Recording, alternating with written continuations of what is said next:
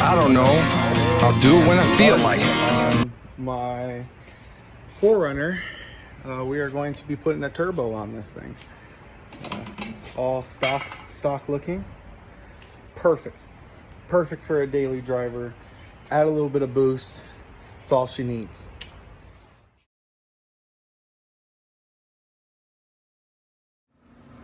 Alright, so here at the 4Runner, we got the CX, this manifold side on.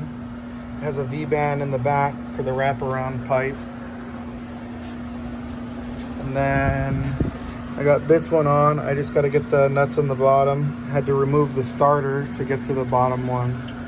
And then I just got to get the V-band clamp on back there.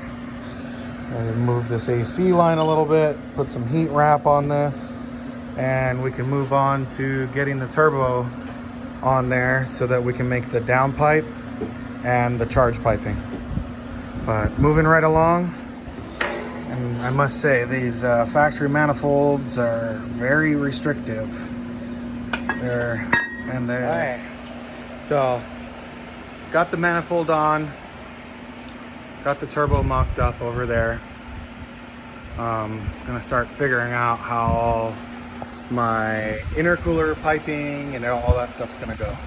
So I'll flip the camera around here and show you in a better view. So we got the manifold on that side on, V-band on.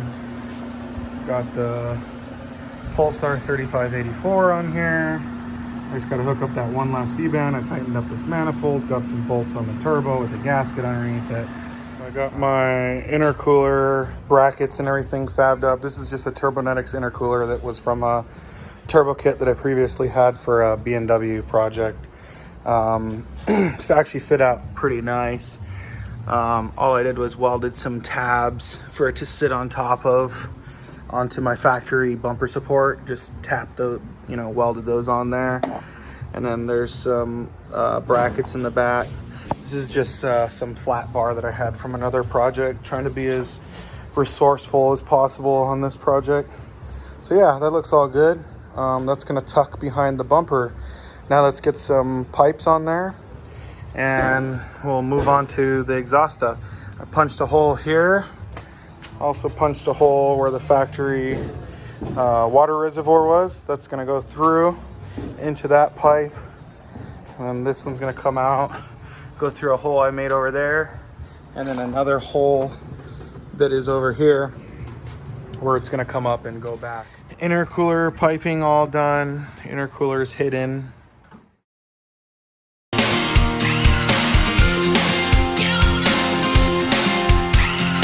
I don't know. I'll do it when I feel like it.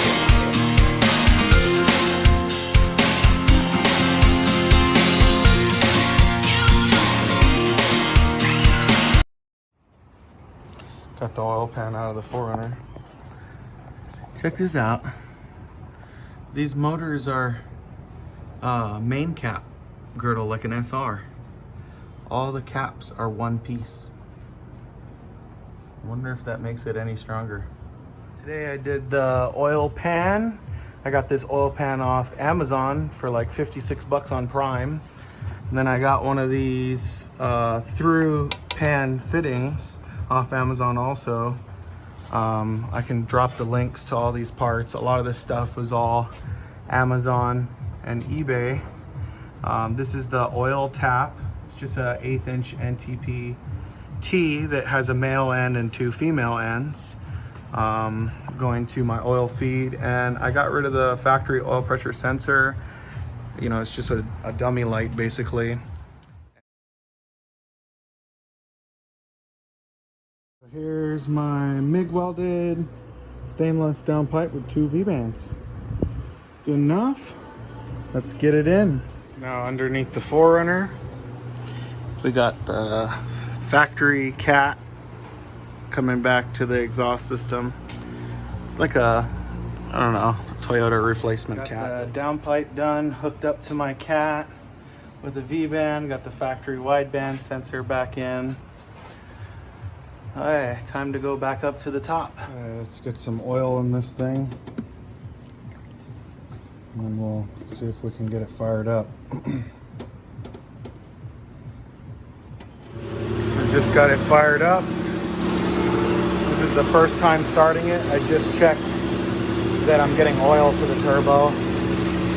Got a little leak I gotta take care of there. Check the drain for leaks.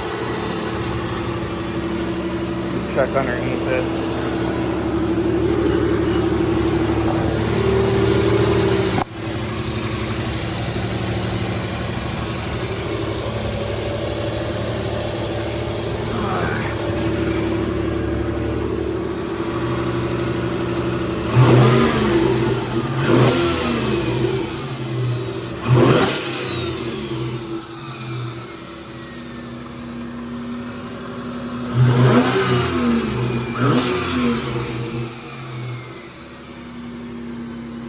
Alright, a few more things to do. Got to get the water lines to the turbo before I cook that bitch. But it's almost there, almost there.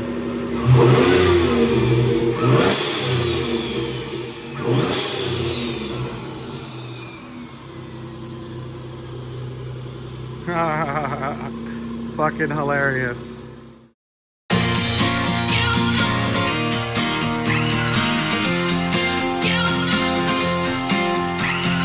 I don't know. I'll do it when I feel like it.